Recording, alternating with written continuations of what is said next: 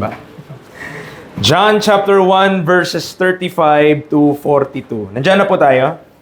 Okay, sige, salitan po tayo. Ako sa 35, kayo po sa 36, and magkikita po tayo sa 42. The Bible tells us, again the next day, after John stood and two of his disciples. Looking upon Jesus as he walked, and the two disciples heard him speak, and they followed Jesus.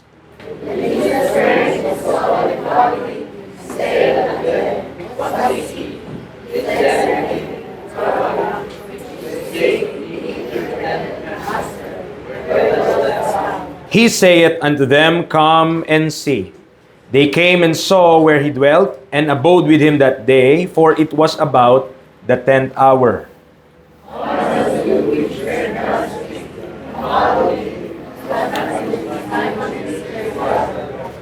He first findeth his own brother Simon, and saith unto him, We have found the Messiah, which is being interpreted, the Christ. Sabay-sabay po tayo, verse 42. And he brought him to Jesus, and when Jesus beheld him, he said, Thou art Simon, the son of Jonah, thou shalt be called Cephas, which is by interpretation a stone. Tayo po ay manalangin, Lord, salamat this morning, salamat sa kabutihan niyo po sa amin. Thank you for giving us strength and provision para po maganap ang inyo pong kalooban, also in the edification of the saints. Kahapon, salamat sa tulong-tulong bawat isa, tutulungan upang mapulpil po ang anong dapat pong mangyari sa aming panahon ngayon. Salamat sa mga kapatiran, salamat sa paggamit niyo po sa kanila to become a channel of blessing. Today, let us feast on your word. Tulungan niyo po kami na maunawaan, makuha ang dapat po namin makuha this morning. In Christ's most precious name we pray. Amen and amen. Tayo po ay makakaupo. Oh. So, doon na tayo sa isa. Wala na siyang kulay. Yon. John chapter 1, verse 35 to 42. Let me entitle this message, Bringing Men to Christ. Bringing men to Christ. And just a reminder po, no, ang atin pong mga mensahe, whether interchurch man yan, Wednesday, Sunday, kahit yung mga preaching ng mga men, ay nire-record po natin yan for archival purposes. And lahat po yan ay naka-upload sa ating YouTube channel, Following Christ Through Paul.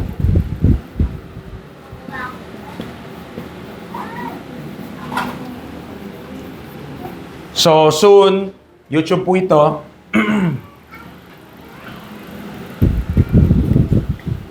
Kung gusto nyo mapakinggan yung preaching ni Brother Jeff, dyan nyo hahanapin.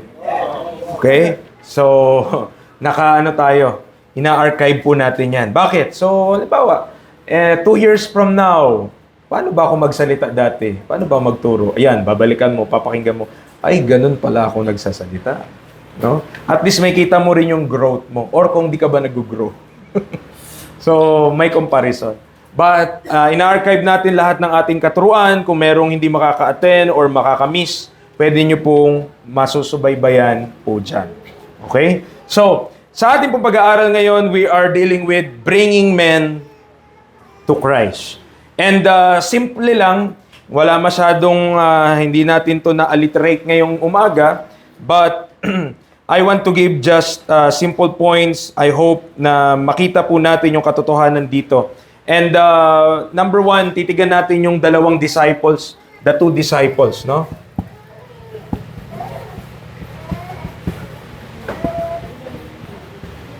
And a huge chunk of our study will be found here, verses 35 hanggang verse number 39.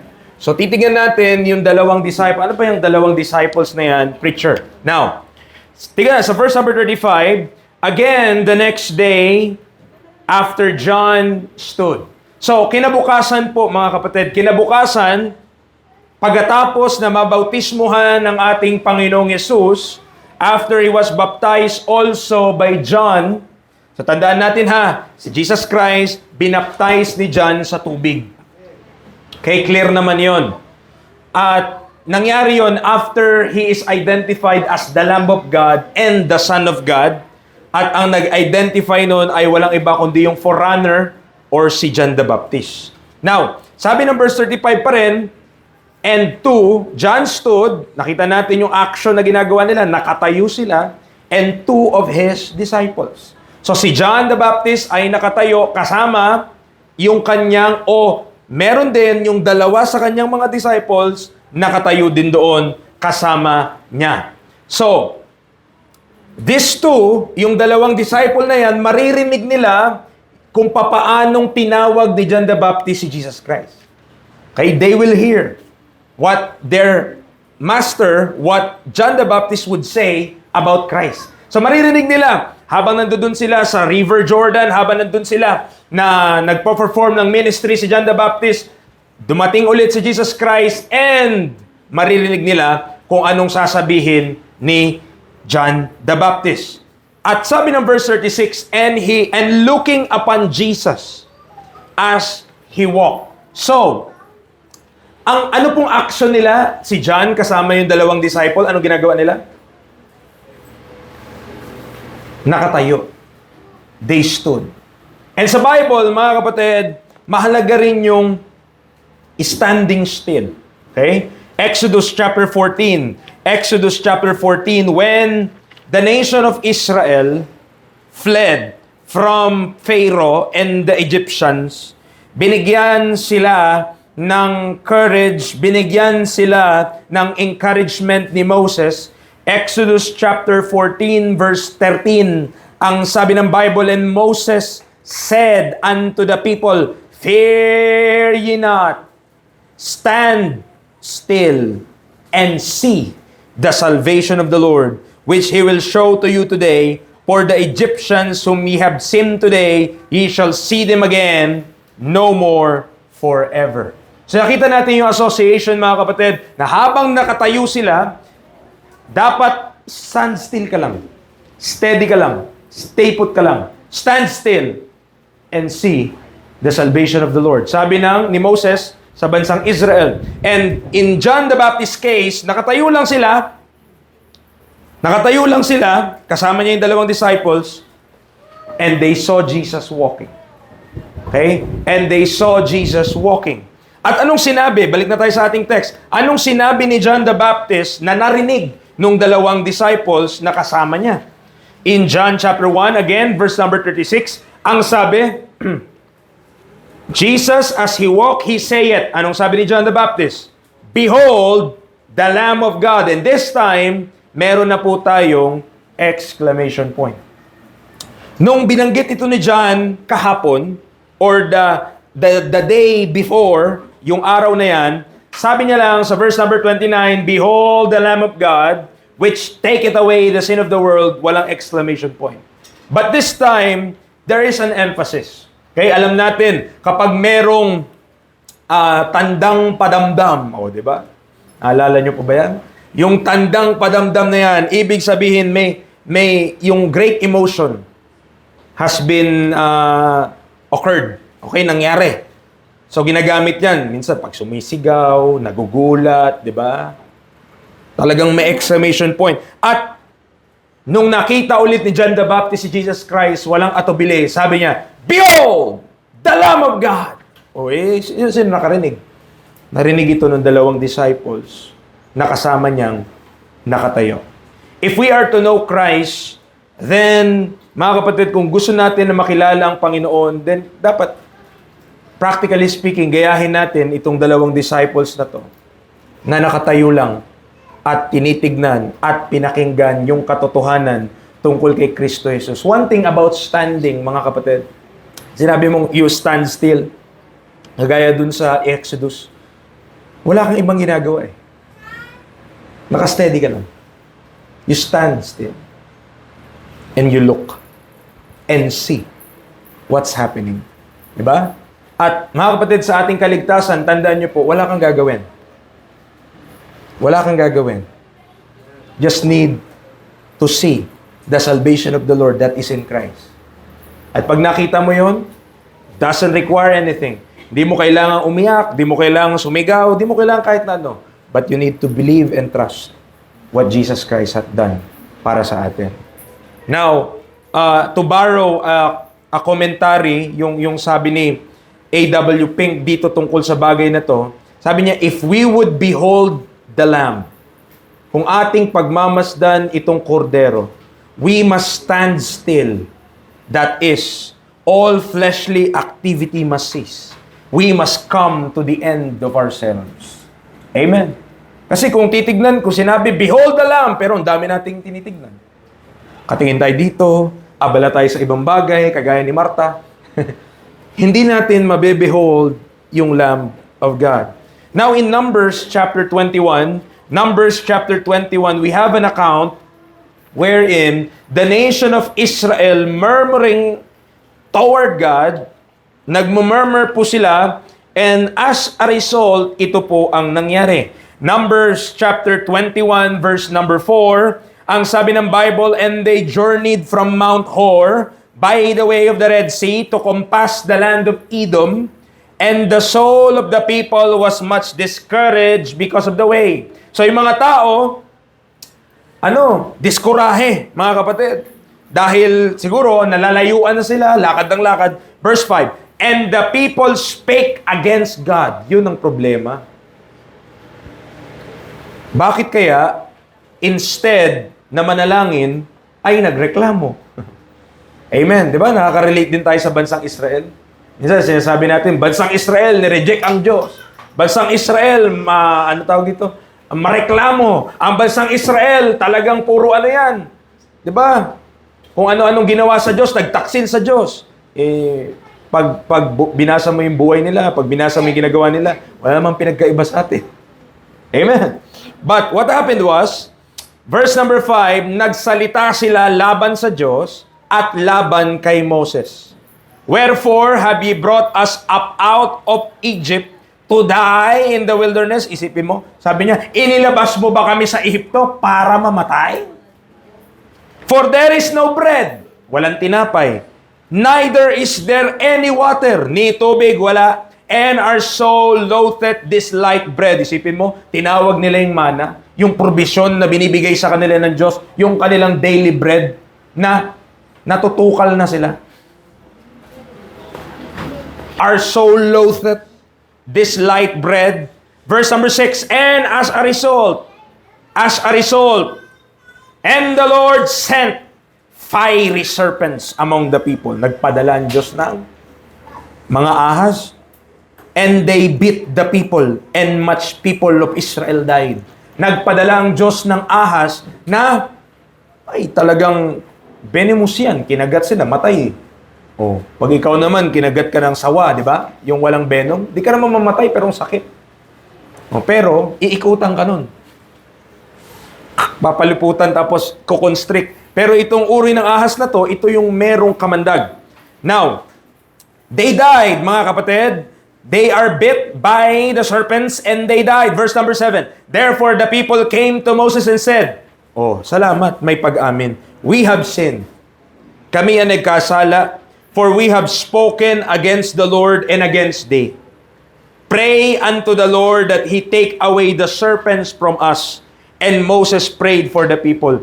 Ang panalangin nila, Moses, paalisin na nga ng Diyos yung mga ahas. Pakiusap, pwede bang alisin? Verse number 8.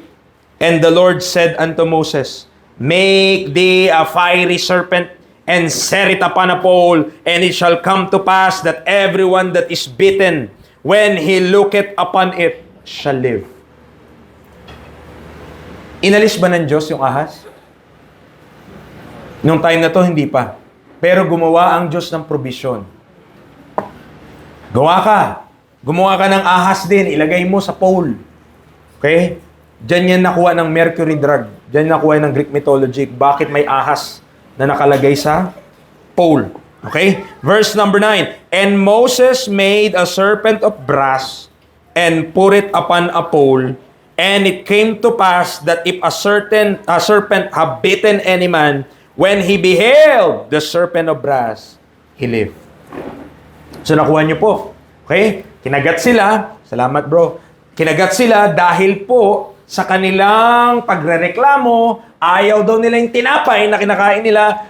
Sabi nila, walang tinapay dito, walang tubig dito.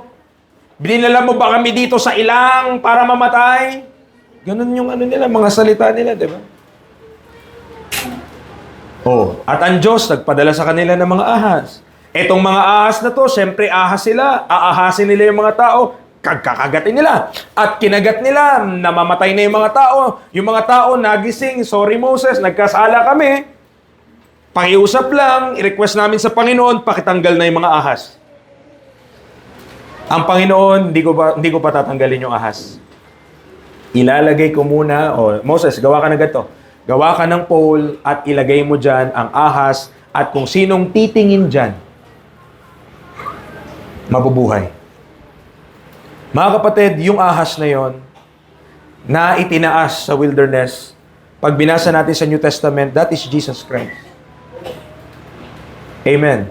He became sin for us who knew no sin, that we might be made the righteousness of God in Him.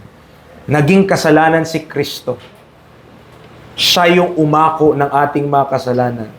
At kung tayo ay tutuon at mananampalataya kay Kristo, kahit nakagat ka pa ng kasalanan ng sanlibutan na to, mabubuhay ka. Amen. That is Christ. Okay? Now, narinig yun ng dalawang disciples clearly. They heard what John, their master, said. Kasi disciple sila eh. Okay? Narinig nila kung ano yung sinabi ni John the Baptist, "Behold, the Lamb of God!" They listened to that. And as a result, balik tayo sa ating text, John chapter 1, as a result of that, nung narinig nila yon, verse number 37, and the two disciples heard him speak. And they followed Jesus.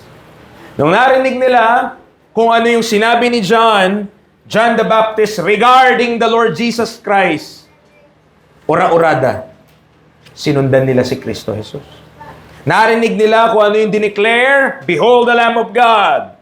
And let me tell you, gusto ni John, yun talaga yung purpose ni John the Baptist eh. I-direct lang yung tao papunta kay Jesus Christ. Okay? To manifest Him to Israel. Yun talaga yung gusto niyang mangyari. He is publicly identifying Him as the one who will take away the sin of the world. Ina-identify niya, bakit niya pa sasabihin na "Behold the Lamb of God"? Because this Lamb of God will take away the sin of the world. He is identifying Him of who He is. Amen. Mga kapatid, let me remind you, kapag tayo ay nag-witness, kapag tayo ginagamit ng Diyos para may maakay na kaluluwa, it is just a joy na dalhin yung mga tao sa paanan ni Kristo. Yes, ikaw yung nag-share. Yes, ikaw yung nag-invite. Yes, ikaw yung nag-preach. Pero ikaw ba yung nagligtas? No. Tayo lang yung nagdala papunta kay Kristo. Amen. What a joy.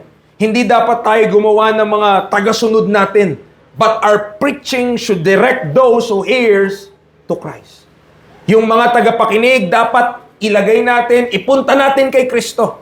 1 Corinthians chapter 2 verse 2. 1 Corinthians chapter 2 verse number 2. Anong sabi ng Bible? 1 Corinthians 2:2. For I determined not to know anything among you save Jesus Christ and Him crucified. The Apostle Paul said, mas gugustuhin niya na wala siyang alam na kahit na ano before the Corinthians, kundi si Jesus Christ lang at siyang napako. Amen. Nasa ibang kikilalanin. Dahil yun lamang talaga ang dapat niyang ipapangaral. Isa pa, Colossians 1:18. Colossians chapter 1 verse number 18. Ano sabi ng Bible? And He is the head of the body, the church, who is the beginning, the firstborn from the dead, that in all things He might have the preeminence. Mga kapatid, in anything in this life, in anything that is in this life, kahit ano pa yan, si Kristo ang dapat preeminent. Siya ang dapat sikat. Siya ang dapat matanghal. Siya ang dapat maitaas, hindi ang kahit sinong tao. Amen. He is to be preeminent. Tayo ngayon ay nasa dispensation of grace at dapat ma-acknowledge natin na ang paglilingkod natin sa Diyos o kuminsan pa, great things for God yung nagagawa natin. Okay? At pwede, minsan, dahil ikaw yung ginamit ng Diyos, maring isipin mo, ang galing ko talaga. Kung wala ako, wala talaga ito. Minsan, may tendency na ganyan. Pero let me tell you, mga kapatid, ito po. Colossians 1:29. Nandun tayo, di ba, sa Colossians? Colossians 1:29. Tignan nyo po,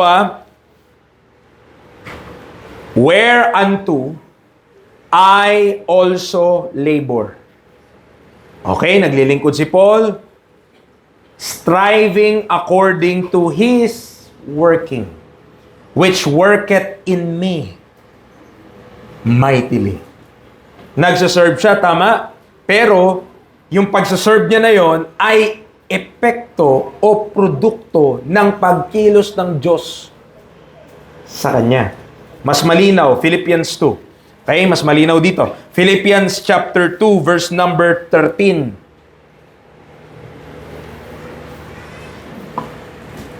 Philippians 2:13. For it is God, which worketh in you, both to will and to do of His good pleasure. Sa mga kapatid, kung tayo man ay may gagawin, at itong gagawin natin ay sadya namang masasabi natin na ang galing, ang husay. Okay? At ang tao pwede tayong puriin tungkol sa bagay na to. Kapatid, wag lalaki ang ating ulo. Bakit? Tignan niyo yung verse. It is God. Ang Diyos ang gumagawa sa iyo para gustuhin, to will, at gawin ang kanyang mabuting kaluguran. So kapag may ginagawa ako na nakakapag-please sa Panginoon, for example, nag-win ka, nagpipreach ka ng gospel, syempre nakaka-please sa Panginoon yon. Kung may gagawin ka na nakaka-please sa Panginoon, huwag mong kalimutan, kaya mo yan nagagawa, hello? Kaya mo yan nagagawa ay dahil kumilos na ang Diyos una sa'yo. Huwag mong kakalimutan kapag ginagamit ka na ng Diyos na hindi lang yan ikaw. Amen. Huwag mong kakalimutan na yung ating ginagawa, minsan, ganun kaya ka mapoprostrate, kaya ka mapapagod, kaya ka mabuburden, because we're thinking tayo yun Iniisip natin tayong gumagawa, but don't ever forget, kaya ka nasa sitwasyon na ito, it's all by the grace of God. Kaya ka nandito sa panahon na to, kaya ka nagagamit ng Diyos. Amen. Kung tayo man nagagamit ng Panginoon, if we are being used by God, always remember, it is God which worketh in you both to will and to do of His good pleasure. It is not Josiah Manzano. It is not me. Who am I? I am but a dust out of the earth. Who am I? I am but a man. But who is Christ? He is everything to me. Amen. Kung ako'y mamamatay ngayon, di nyo na ako maaalala. Malala nyo, sometime, pero I will be forgotten to the annals or to the history of man. Amen. But Christ will still be remembered. And what I did for Christ, mananatili yun for all eternity. What I did for myself, nobody will remember anymore. Nandiyan po tayo? Will God praise us? Or will God reward us kung anong nagawa natin dito sa lupa? Para sa ating sarili? No. He will not reward you for that. But what you did for Him, that will He reward. Kaya nga sabi niya, everything you do it heartily as to the Lord and not unto men. Paano kung ginawa mo para sa sarili mo? Di unto men yun. Nandiyan po tayo? Do it heartily as to the Lord and not unto men. Amen. So, nire-rewardan tayo ng Diyos, hindi dahil magaling tayo, hindi dahil naglingkod tayo at ang galing-galing ng paglilingkod natin. Mga kapatid, dahil pinagamit natin yung katawan natin sa Diyos na kumikilos siya sa atin. So, na kanina yung glory? Panaglingkod tayo. Nasa atin? Wala. Sa Panginoon pa din. Pero kahit yung Panginoon yung kumilos sa'yo para magawa mo yon, inire-reward ka. Oh, preacher, kala ko ba ang Diyos yun? Bakit ako re-rewardan? Kasi nagpagamit ka. Amen. Oh, hindi tayo re-rewardan pag di nagpagamit sa Panginoon. Nasundan niyo po? Now, balik tayo sa ating text. Okay, namatay yata itong isa eh. Matay ba? Ay, bukas. Okay. John chapter 1. Okay, sabi niya in verse number 38. So nakita na natin yung dalawang disciples, no? Narinig nila kung ano yung sinabi ni John the Baptist, "Behold the Lamb of God." And after they heard that, they followed Jesus. Sinundan na nila ang ating Panginoong Yesus. Now, verse number 38. Then Jesus turned and saw them following. Salamat sa Panginoon, di siya bulag. At salamat sa Panginoon, hindi niya, ay, Diyos ako, sino kayo? Diba? Hindi. Na-notice niya yung dalawang disciples ni Juan na sinusundan siya. At tandaan natin, itong dalawang disciples na to, these are just no ordinary people. Kaya nga sila disciple eh. Ibig sabihin, nagpabaptize na sila kay John. Doon pa lang makikita mo na sumusunod na sila sa Panginoon. Nag-o-obey na sila. Now, tignan niyo po yung tanong. Okay? Verse number 38. Tinanong sila ni Jesus Christ at ang tanong ni Jesus sa kanila, "What seek ye?" Kita niyo yung nangyari? Oh, di ba? Ganito. Uy, bumagsak. Ganito po yung nangyari ha. John the Baptist, kasama yung dalawang disciples niya. Nakita si Jesus na lumalakad. "Behold, the Lamb of God." Yung dalawa, tinginan. Uy, Lamb of God? Sundan nila si Jesus Christ. Yung nasundan na nila, umikot si Kristo, at sabi niya, "Anong hinahanap niyo? What seek ye? What seek ye?" The Lord asked them an important question na tayo din dapat sagutin natin. Anong hanap mo kay Kristo? What seek ye? Amen. In following the Lord, anong hinahanap natin? Kayamanan? Is it riches? Is it fame? Is it happiness? Is it salvation from the Roman occupation? Kasi possible, yun yung ano nila eh.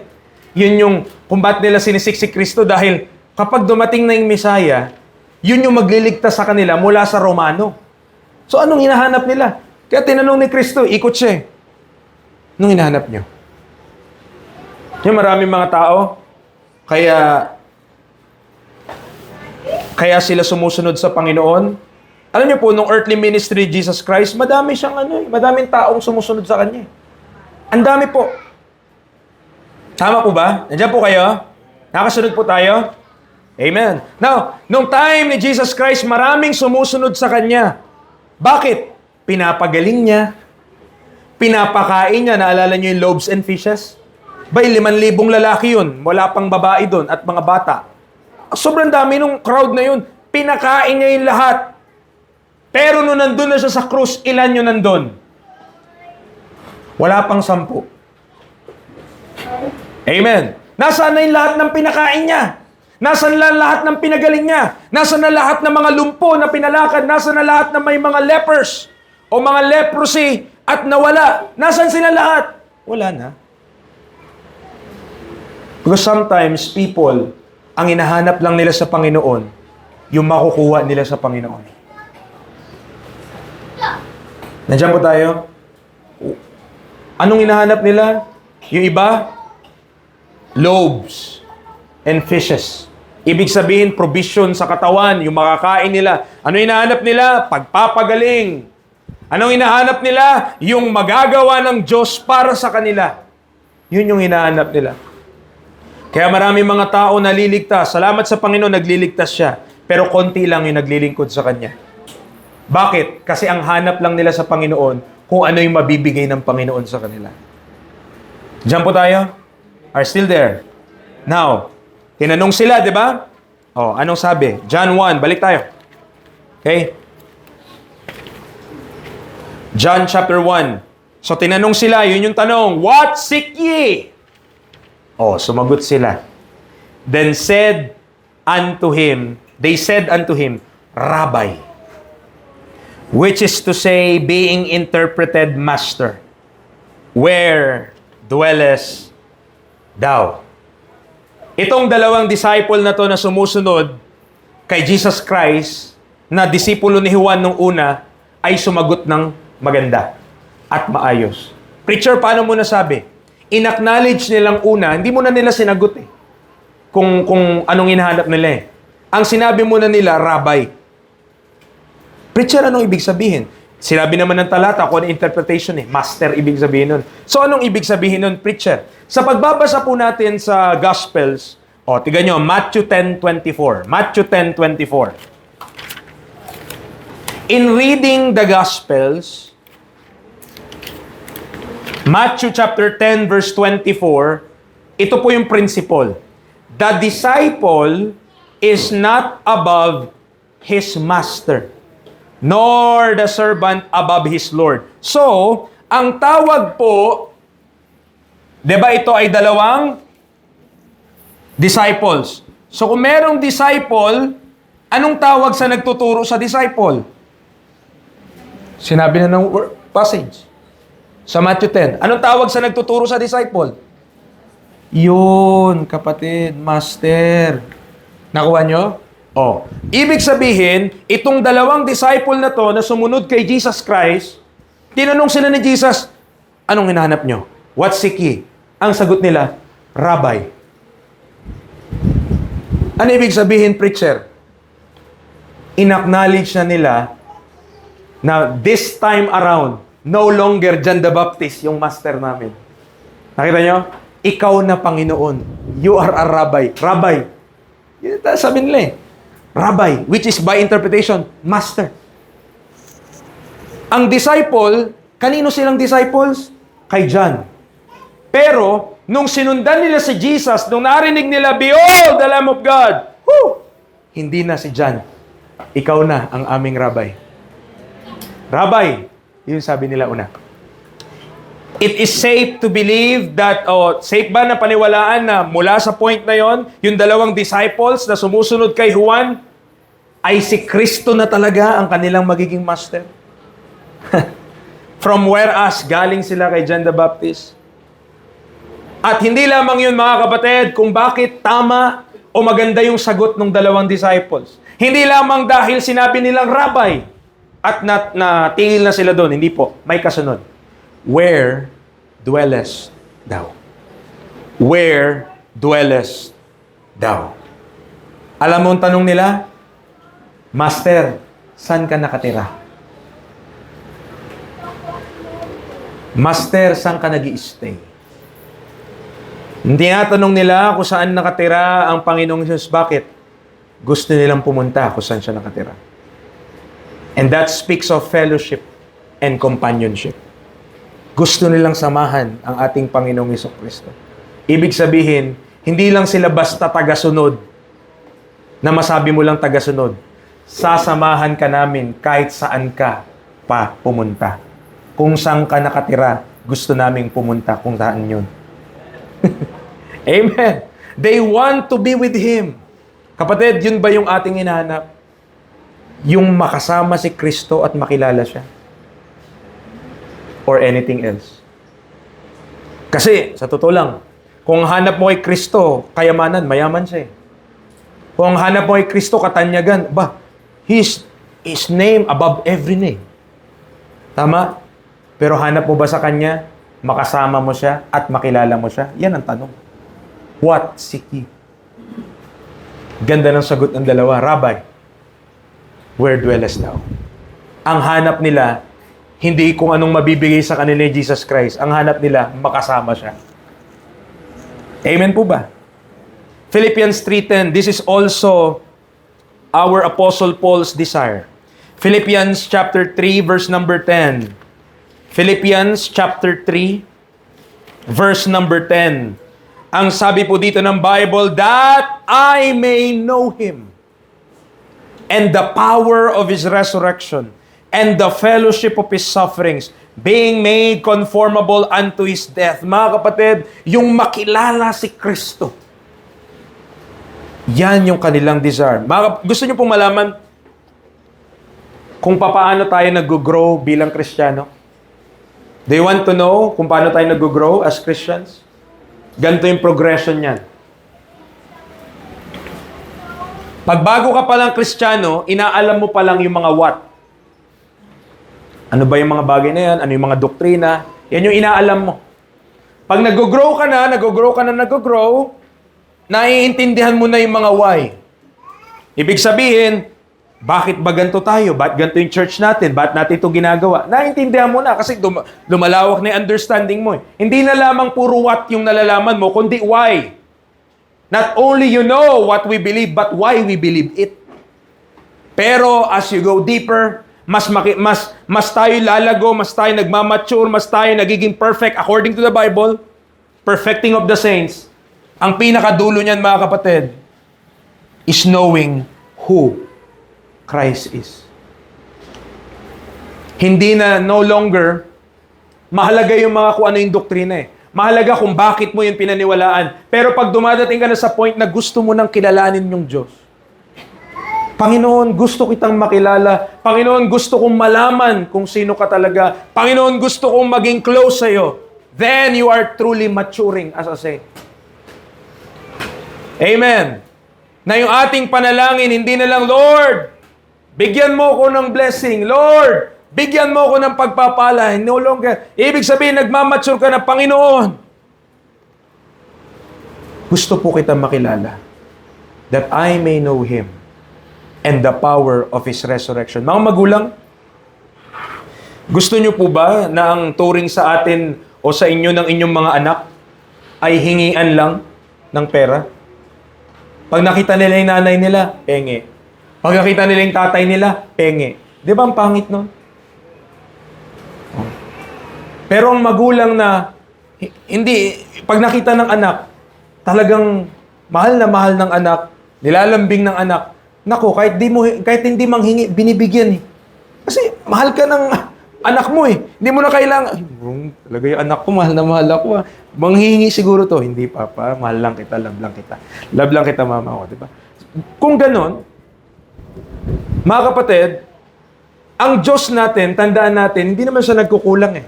And He will provide our needs. Pero ang gusto niya, yung desire niya, kilalanin mo siya. Kilalanin natin siya. Hindi lamang hingan natin siya. Hindi lamang ano ba yan. Hindi. To know Him more. Amen? To know Him better. At yung dalawang disciples na to natumbok nila kung ano yung dapat nilang malaman o anong dapat nilang isagot. Master, where dwellest thou? Where dwellest thou? At sinagot sila ng ating Panginoong Yesus. Okay, John chapter 1, balik tayo. John chapter 1. The Lord Jesus Christ answered them. Verse number 39. He saith unto them, come and see. Come and see. Ito yung invitation ng ating Panginoon dito sa dalawang disciple na to. Dito sa dalawang lalaki na to. Hindi niya lang basta sinabi, tinanong, di ba? Nagtanungan eh. Anong hanap nyo? Ang sagot nila, Rabbi, where dwellest thou? Ang sagot ni Kristo, hindi niya sinagot ng doon, banda doon. Hindi. Ang sagot niya, tara, tignan nyo. Diba? Hindi niya sinabi, dyan, banda dyan, sa bahay dyan ako nakatara. Hindi. Halika, tignan mo. Okay? Halika, tignan mo. Ito yung invitation niya. Hindi niya lang sinasabi kung saan siya nakatira. Pero iniimbita niya yung mga tao na makita iyon sila mismo. At sa ating panahon ngayon, let me tell you that tayong mga ligtas. Ephesians chapter 2 verse number 2. Ephesians 2:22, sorry. Ephesians chapter 2 verse number 22. In whom ye also are builded together for an habitation of God through the Spirit. Hindi lamang, mga kapatid, one day, we will be where Christ is. Hindi lamang one day na mapupuntahan natin kung saan naroroon ang ating Diyos, ang ating Panginoon. Pero right now, tayo yung tinitirahan niya. We are the habitation of God through the Spirit. Amen? Is that a wonderful truth? Na hindi ka naaalisan ng Holy Spirit kasi sinelyuhan ka niya until the day of redemption. Salamat sa Panginoon, no? Buti na lang walang expiration, no? Yung Holy Spirit. Sige, lagyan lang kita 1 taon. Pag di ka nagtapat, di ko na i-renew yung seal mo. Ganun ba, Panginoon? Hindi po. Pag sinelyuhan ka niya, save ka na until the day of redemption, not because of your faithfulness, but because of Christ. Amen. Salamat, ganyan ang kaligtasan, no? Buti na lang ang kaligtasan, hindi based sa performance natin, eh. Kasi sa totoo lang, marami nang nakakilala kay Kristo, pero marami ding umiwan kay Kristo. Pero salamat dun sa mga nakakilala at totoong inalam kung sino si Kristo. Amen. Now, anong nangyari? Okay, anong nangyari? Sabi ni Jesus Christ, come and see. Diba? John chapter 1, sabi niya, tali kayo, tignan nyo.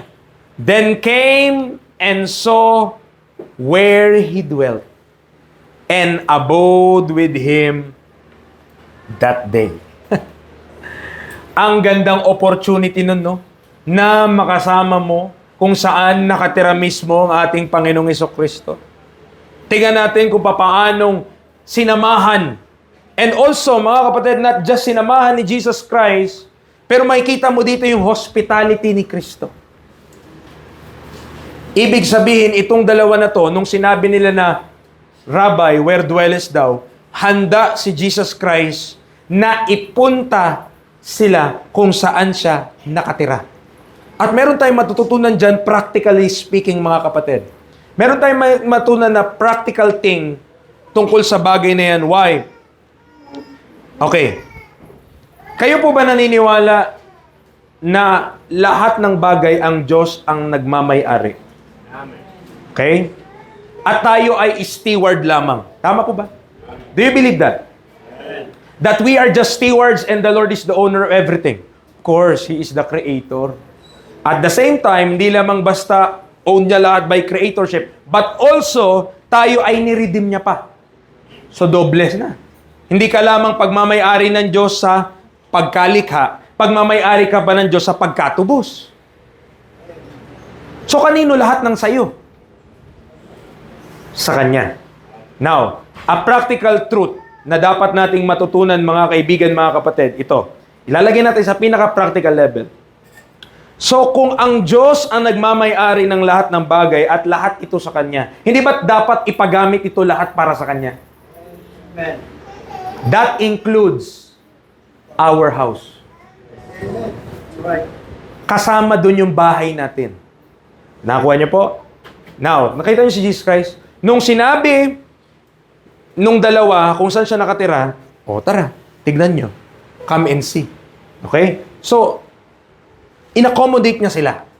At mga kapatid, yung ating mga tahanan, let me remind you, sa Diyos lahat yan. Sa Diyos lahat ng meron tayo. So, wag natin ipagkait na ipagamit sa Panginoon. Okay? Sinasabi ko lang kasi mag-anniversary tayo eh.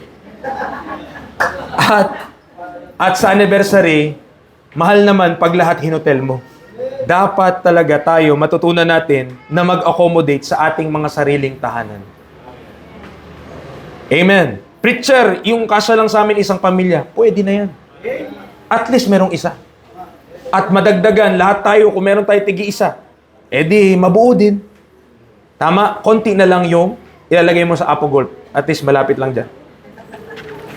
Nandyan po tayo. Nakita natin, si Kristo, hindi siya nag-atubili. Tara, punta tayo. Tignan nyo kung saan ako nakatira. Now, kilala, alam ni Kristo ang mga tao. Alam niya, John 2:24, He knows men. Okay? Kaya, pero isipin mo ba naman, no? Sa palagay ko, hindi natin kayang gayahin yung ginawa ni Jesus Christ. Bakit? Kasi ngayon niya lang nakilala yun eh. Kung sa sa tao lang eh. Ngayon lang. Tapos papupuntahin mo na sa bahay mo agad. Di ba? Kung tayo yun. May NBI ka ba? May clearance ka ba mula sa barangay? So, John 2:24. Bakit kaya ganun na lamang kumpiyansa ni Jesus Christ na talagang kahit papuntahin niya sa bahay niya, okay lang. But Jesus did not commit Himself unto them because He knew all men. Yan ang advantage ni Jesus Christ. Kilala niya lahat. Amen. He knew all men. And also, hindi lamang kilala niya yung mga tao, kundi alam niya kung ano'y nasa loob ng tao. Verse 25, kasunod na verse. And needed not that any should testify of man, for he knew what was in man. Let me tell you, kaibigan, kapatid, kahit ikaw hindi maging honest sa Diyos, kilala ka ng Diyos at alam ng Diyos kung anong nasa loob mo. Yan ang hindi kayang gawin ng dyablo. Hindi niya kayang basahin yung puso mo, hindi niya kayang basahin yung isip mo. Kaya niya lang nahulaan. Pero to know what's in your inner thoughts, to know what's in your heart, to know what's in your mind, to know what's inside of you, only God knows that. Amen. Kaya wala talagang pakinabang kung hindi ka magiging honest sa Diyos. Be honest with God. Are you saved? Be honest with God. At kung magiging honest lang tayo, alam ng Diyos, kilala niya tayo eh. Alam niya kung sino ka, panlabas. Alam niya kung sino ka, panloob. Inside and out, the Lord knows us. But let me tell you, mga kapatid, nung si Kristo ay naging tao, hindi po siya namuhay na parang hari, though He is King. 2 Corinthians chapter 8, verse 9. 2 Corinthians 8, verse 9.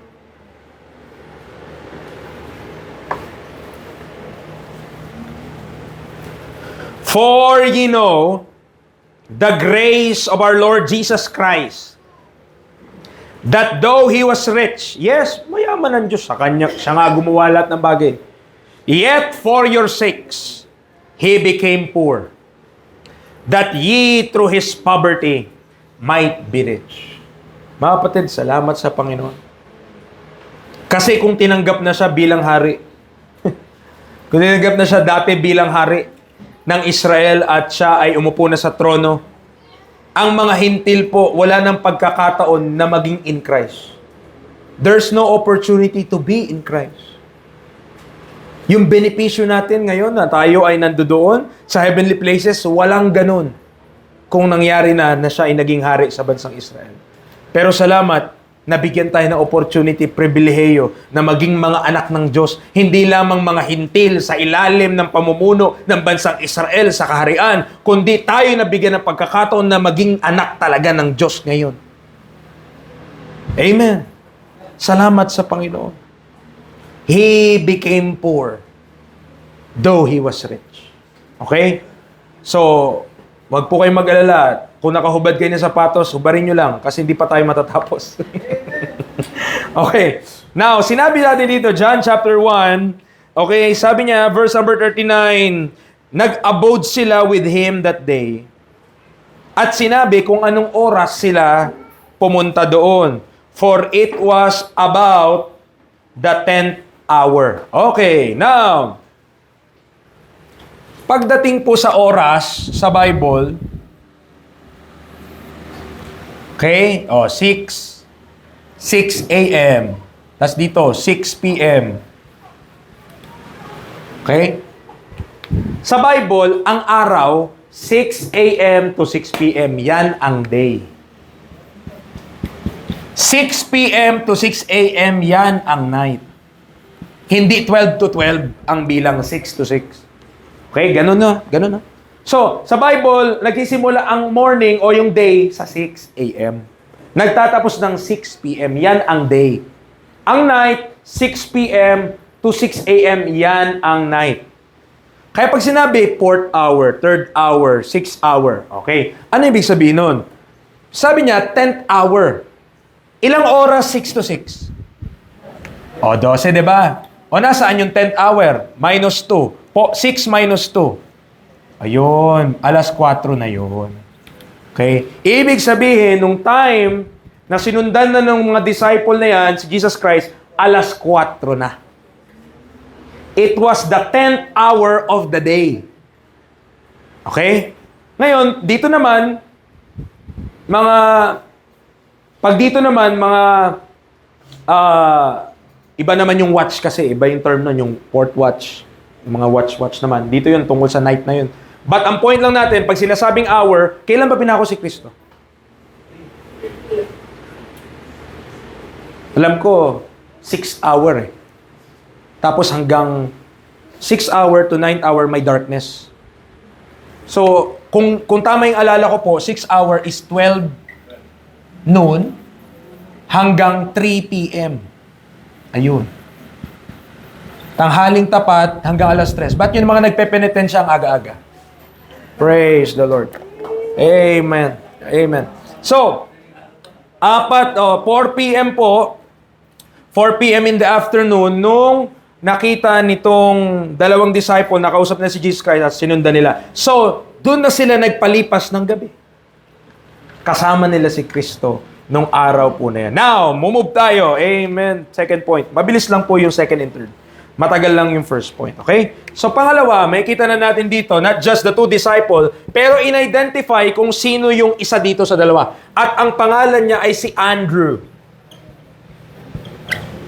Okay? Si Andrew. 40 to 41. Okay? Now, sabi ng Bible, John 1, verse number 40. One of the two, which heard John speak and followed him, was Andrew, Simon Peter's brother. So, pinangalanan siya, no? Si Andrew. At according to the Bible, sila Andrew, si Peter, pati si John and James, kung di yan nagkakamali, ay mga mangingisda. They are fishermen. Okay? Marami pong... At pag pinag-aralan natin yung Bible, konti lang yung mga mababanggit tungkol kay Andrew. Konti lang. At maraming mababanggit tungkol kay Peter. Wala ka namang mababasa sa Bible na Book of Andrew, pero meron kang 1st and 2nd Peter. Pero let me tell you, kung sino nagdala kay Peter sa Panginoon. Okay? Verse 41. He first findeth his own brother Simon. Yan yung ginawa ni Andrew, mga kapatid. Ang ginawa niya, hinanap niya yung kanyang kapatid na si Pedro. Okay?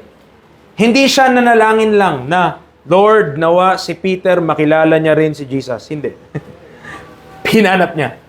Okay? At nung hinanap niya, tandaan niyo po ito, ha? Isang beses lang silang nakatulog kasama ni Kristo eh. Ito lang yun, 4 p.m. then, yun na. At after nung nangyari na yan, hinanap niya na agad si Peter. Hinanap niya. Dahil, bakit niya hinanap? Verse number 41 pa rin. He first findeth his own brother Simon, and saith unto him, We have found the Messiah, which is being interpreted, the Christ. Mga kaibigan, mga kapatid, yung moment, yung single moment na nakasama ni Andrew si Jesus Christ, nakilala niya na kung sino ito. Tol! Tol, nasaan ka? Tasan ka? Ano? Yung huli. Okay ba? Bakit ang huli? Tara, may sabihin ako sa'yo. Ano yun? Ano yun? Ano ba? Ang ingay-ingay mo. Tol. Sa atin lang to. Ano ba yun? Nahanap ko na yung Messiah. Ha? Yung pinapangako sa Old Testament? Oh, nahanap ko na. Daniel chapter 9. Bakit? Bakit mahalaga yung term na Messiah na yan? Okay? Daniel chapter 9. Daniel chapter 9. Bakit ba importante yung salita na Messiah? Okay? Ano bang gagawin ng Messiah? Yan. Sabi ng verse number 24, listen to this. 70 weeks are determined upon thy people and upon thy holy city to finish the transgression, to make an end of sins, and to make reconciliation for iniquity, and to bring in everlasting righteousness. Napakagaganda po, no?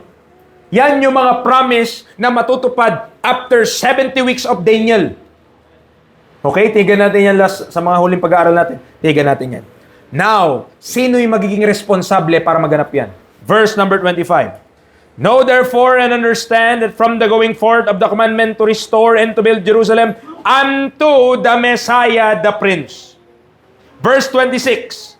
And after 62 weeks shall Messiah be cut off. Ganon kahalaga yung Messiah pagdating sa prophecy.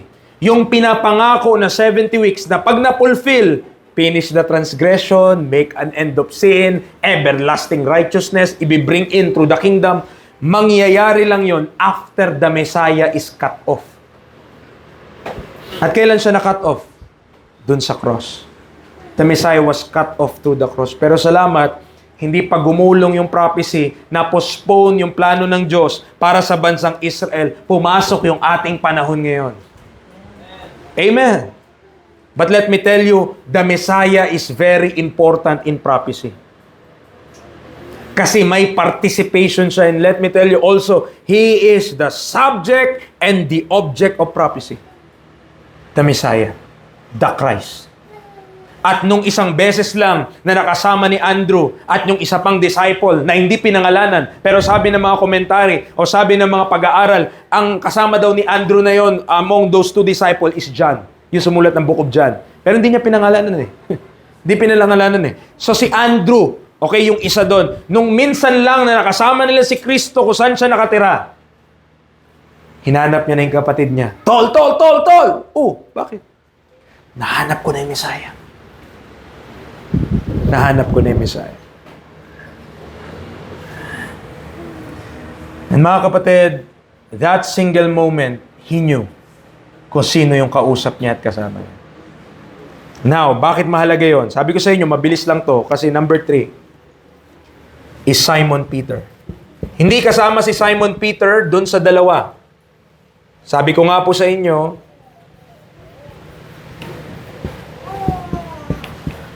ang nagdala kay Pedro papunta kay Kristo ay walang iba kundi yung kanyang kapatid na si Andrew. Anong sabi ng verse 42 ng John 1? And he brought him to Jesus. And he brought him to Jesus. At this point, hindi pa alam ni Andrew yung mga katuruan ni Kristo kasi later on, magiging part siya ng 12 disciples at dun pa lang sila matuturuan ng mga doctrines of Christ. Okay po? Hindi niya pa alam lahat yun. Pero sa brief moment na nakilala niya, nakasama niya si Kristo, kilala niya na, this is the Messiah.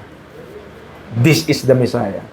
Pero yung nalalaman niya na si Jesus Christ ay Messiah, ay sapat na para hanapin niya at dalhin niya yung kapatid niya kay Kristo Jesus.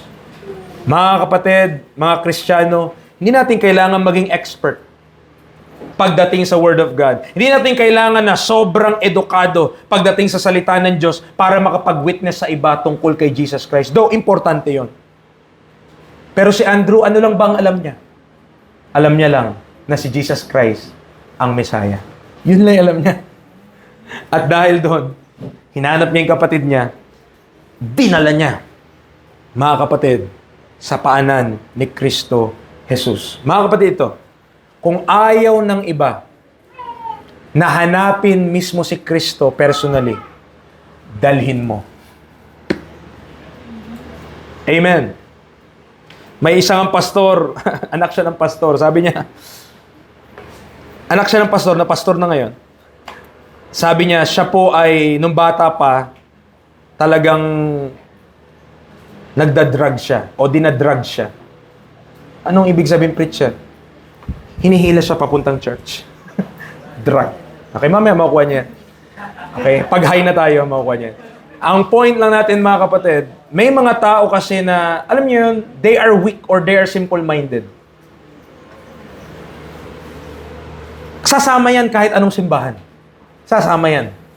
Kahit anong uri ng simbahan, pag simbay mo siya sa kanya, walang difference, walang kaibahan. Basta simbahan, sa Diyos yan. Parang ganun. May mga ganong uri ng tao. Mga kapatid, let's bring them to Christ. Let's bring them. Kung ayaw nila na sila mismo ang maghanap, kung ayaw nila na sila mismo makakilala, ikaw na nakakakilala kung sino si Kristo bilang tagapagligtas, hilahin mo. Dalhin mo. Dalhin natin. Amen. Yung mga bata na tinuturuan natin, Brother Kaiser, mga ilang taon na yung iba dyan. 10 years old, 11 years old. Why not? Bring them here to church. Preacher, kailangan mag-sacrifice. Kailangan gumising na alas 6. Hirap pa naman yan, no? Kailangan gumising alas 7 para magsusundo doon, para makuha sila. Andrew findeth his brother. Tell him, I found the Messiah. Halika, dadaling kita sa kanya.